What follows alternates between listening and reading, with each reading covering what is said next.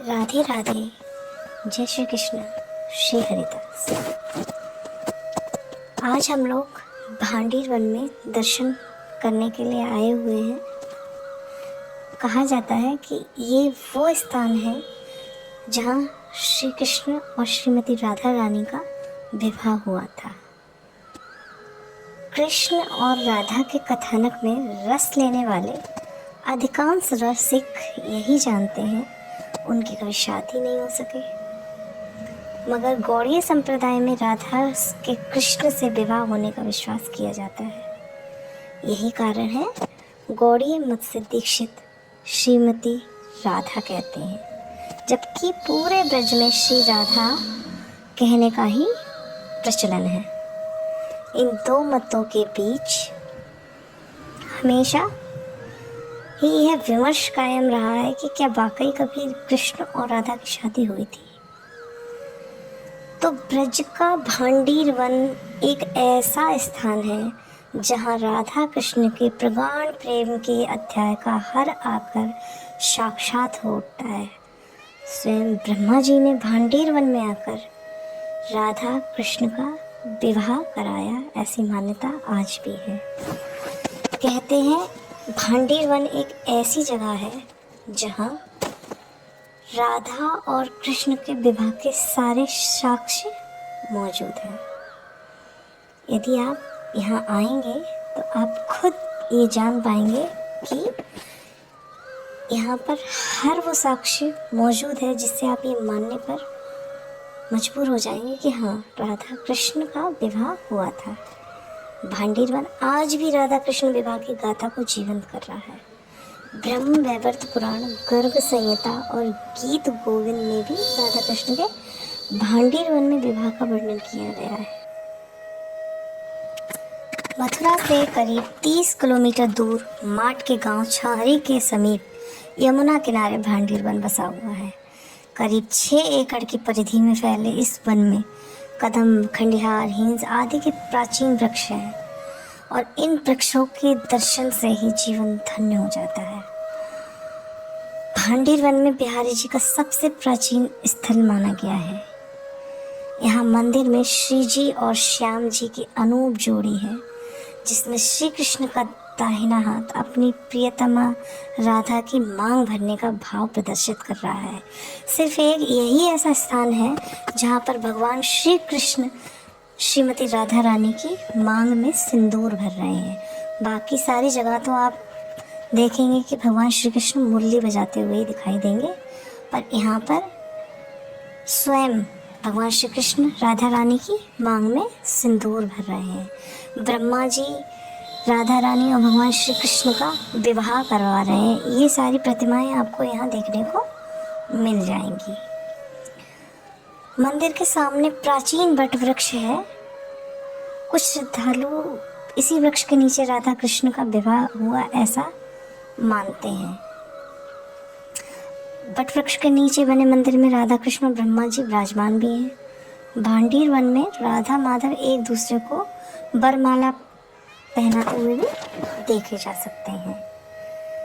Bhandir one में पूरे साक्ष्य ऐसे मौजूद हैं जिनको आप ये मान ही नहीं सकते कि यहाँ राधा कृष्ण का विवाह हुआ था।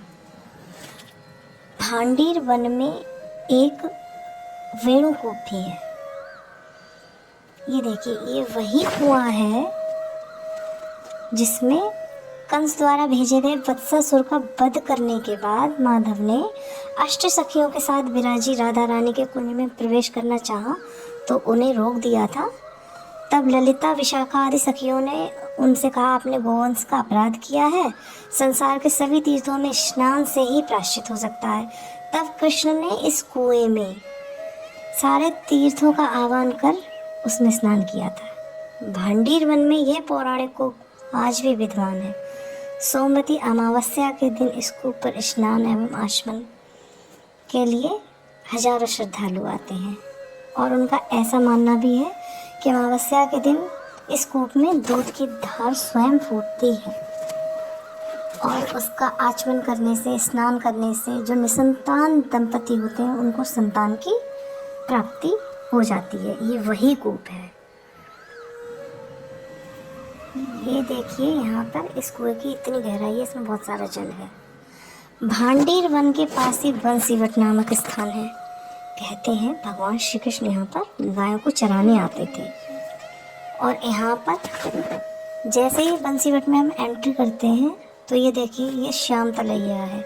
यहाँ पर मेरे ख्याल से, जैसा कि यहाँ के स्थानीय लोगों ने बताया, यहाँ पर इस कुंड में कुएँ हैं, 5 या फिर 7 ऐसे कुछ कुएँ बताए थे इन्होंने।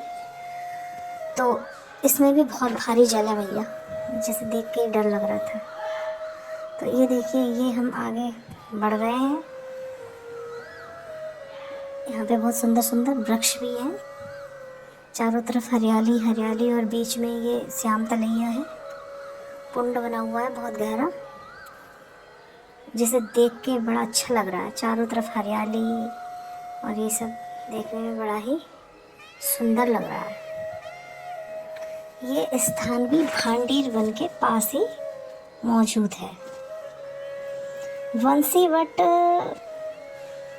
वो स्थान है जहाँ पर हमारे भगवान श्री कृष्ण बाल्यावस्था में अपनी गायों को चराने के लिए आया करते थे। गायें चरती रहती थी इस वन में और भगवान श्री कृष्ण मुरली बजाते थे।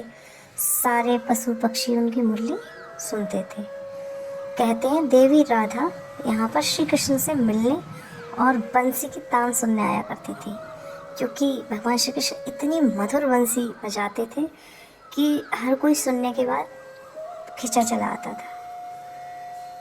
यहाँ मंदिर के वट वृक्ष के विषय में ऐसी मान्यता है कि अगर आप कान लगाकर ध्यान से सुनेंगे तो भगवान श्री कृष्ण की मुरली की आवाज़ आपको अवश्य सुनाई देगी।